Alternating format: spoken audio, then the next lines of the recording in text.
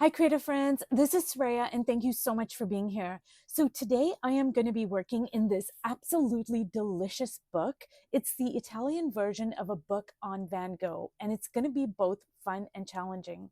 But first, I want to address a comment I received on my last Painting the Feminine series. A viewer shared that she was so scared to work over the images, and I completely understand. So, when Connie first put her art journal, um, up for sale. It was about 3 years ago, I think. I purchased it immediately.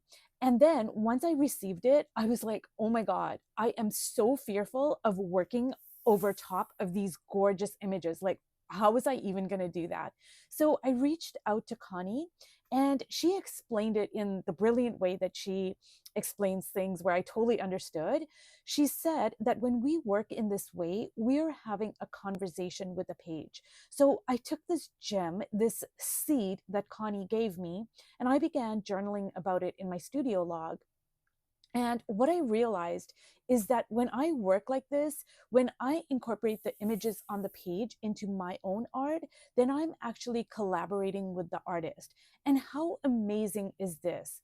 Like, if I had the opportunity to work with Connie or Van Gogh or Degas or whomever, wouldn't I take that opportunity? Of course I would. Now, would I be terrified? Of course, I would be so scared. But if I could collaborate with, say, Van Gogh, I would not pass that up for all the tea in China. When I started looking at it in this way, my fear instantly vanished because what an honor and a privilege. So I hope that this perspective helps. Now, getting back to this stunning beauty over here, Starry Night, I saw the original a few times at the Musée d'Orsay in Paris, and let me just tell you that I absolutely bawled like a baby. What joy and beauty and delight. The piece basically levitated off the walls. It was simply stunning and amazing. And what a wonder to behold. I could just feel all of the energy coming at me, filling me up. I mean, just talking about it right now, I'm in tears. So, what I have over here is this absolutely amazing Starry Night. And I'm going to have to see what I am going to keep and what I'm going to cover up. Isn't that crazy? I'm going to see what I can cover up of Van Gogh's work. It's just blows my mind. So, what the first thing I'm going to do is get out my viewfinder and just take a look here. Now, I know I want to keep this sun. This has to stay. And I'm going to try to keep a lot of his blues. And I put a cad red light off on my palette here. It's actually like an orange, but it is called, uh, it's called red, but it's actually leans very orangey. And I think I'm going to go with my favorite blue orange combo.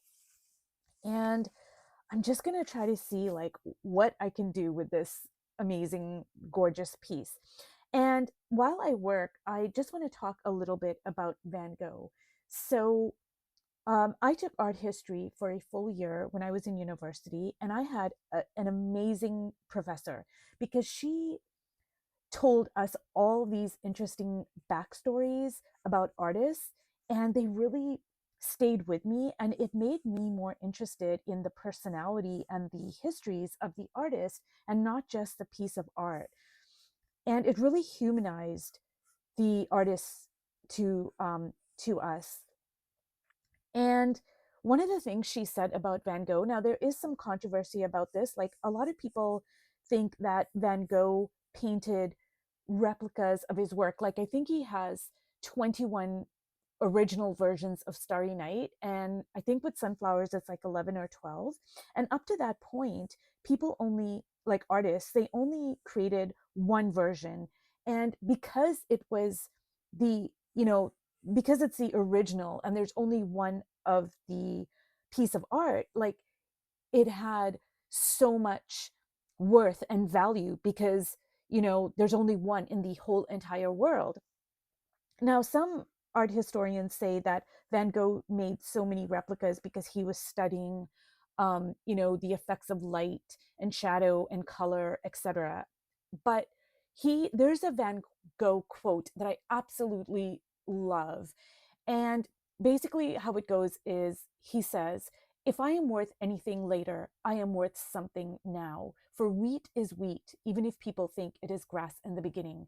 And so when Van Gogh painted like 21 versions of Starry Night, what he was saying, according to my art professor, what he was saying is that if one version of Starry Night is worth anything, then I could paint 100 versions of Starry Night, and they're all going to be worth the same. They're actually going to improve in value. They're going to increase in value, and that was really challenging the art establishment because, like I said, up to that time, you know, if there was one of something, like it was the original. So there was like a lot of prestige, like, oh, I only, there's only one of it in the world and I own it, or this museum owns it. um but Van Gogh, he was like, no, he was like, you know what, I'm going to paint 11 versions or 12 versions of sunflowers, and they're each going to be amazing and beautiful, and the value is going to increase because the joy has increased, the light has increased, the beauty has increased, and now there's like an original sunflower in all the major museums in the world, like Tokyo, Paris, blah, blah, blah. I don't know where they all are. I think New York.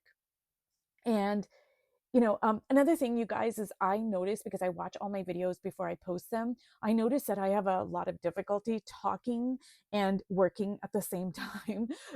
Sometimes because I talk with my hands. So I'm going to really try to kind of, like I get so like caught up in what I'm saying. And so I start, I start talking with my hands. So anyways, so I'm gonna try to keep like a lot of this gorgeous blue here. I'm really just so loving it. But anyways, getting back to Van Gogh, so that comment about, if I'm worth anything later, I am worth something now. To me, I take that to mean that, you know,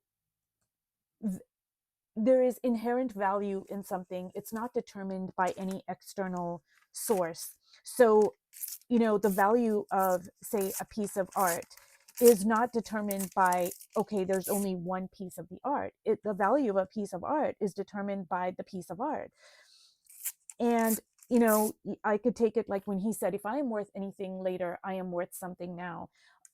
Because, during his lifetime, he did not receive the accolades and support that he does now by any stretch of the imagination. The only person who supported him and believed in him throughout his life was his brother Theo, and kind of, his sister-in-law, because his brother Theo financially supported him and emotionally and mentally supported him as well.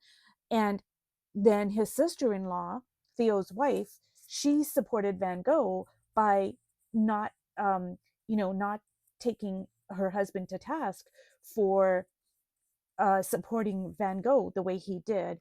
She was very supportive of the fact that, Theo um, supported Van Gogh financially his whole entire life, and paid for not only his living expenses, but also when he was in the asylum, for his medical expenses, and more importantly, supporting him emotionally and mentally.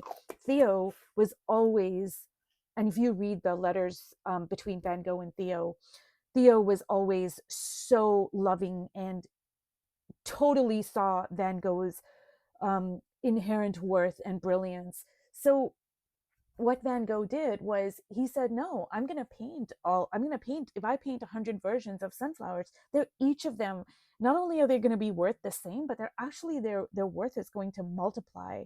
And so I just think that's a very interesting perspective, and I love it. So I just wanted to share that. Anyways, um,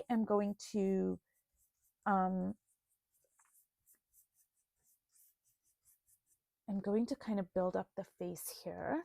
And then I'm going to see, like, what else do I want to, keep, and what do I want to cover up? Because, but I mean, isn't that crazy? Like, because I really am collaborating with Van Gogh here. This just is blowing my mind. And, you know, the fact that Connie Solera, I never would have thought to work in this way. And the fact that you know, she shared this way of working with us, I am forever um, indebted to her, because I mean, what an amazing privilege and a gift. So I'm going to try to keep, like, I don't know about the neck. I'm going to try to keep some of the um, parts of the neck there, but I think I'm going to cover that up.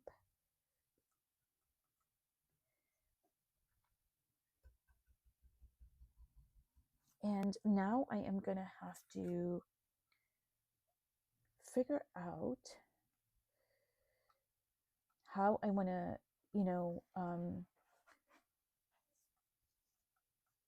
what I want to do for the rest of the page here.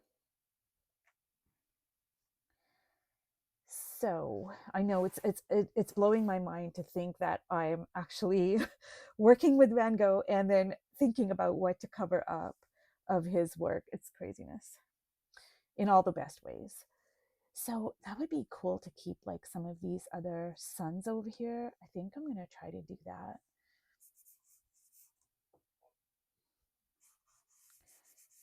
So now this is a book on Van Gogh. So what I mean by that is it's not a book that just simply has his paintings. Like there are also other images in the book, in the sense of, like, say this over here. This is depicting, you know, Van Gogh, and then Theo's wife, and the baby that they had that they named after Van Gogh. They called him Vincent.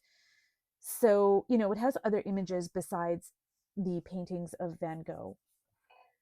So I'm going to incorporate this black part, and it's going to influence my images as well.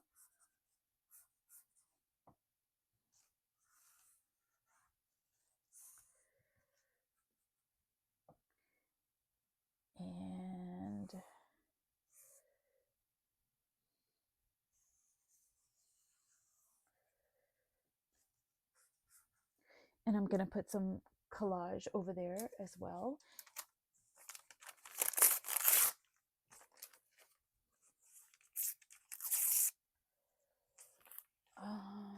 Let me see, take a new page here.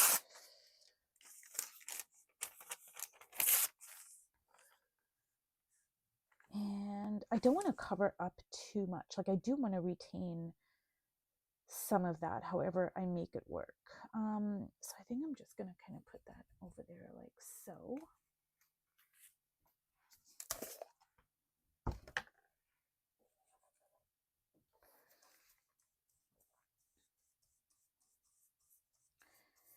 And after I put this collage and maybe some ink, I am going to let it dry completely. So this is probably going to be in parts, because I most certainly don't want to make a big mess in a bad way. Like I say, there are good messes and there are not so good messes.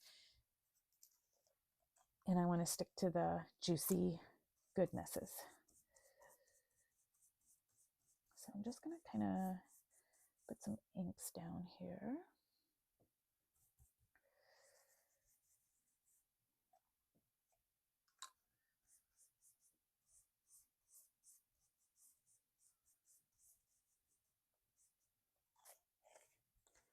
And this does look like, you know, very haphazard here, but I can see what is going on, which helps me out. Like, it doesn't look confusing to me. And I'm not going to put, like, I'm not going to cover up all the background right now, because I want to try to retain some of these suns here.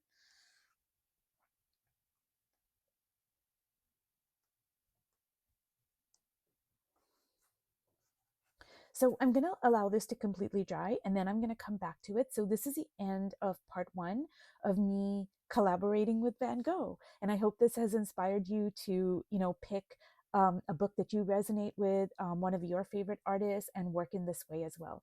Thank you so much for watching till the end, and I'll see you in my next video. Bye.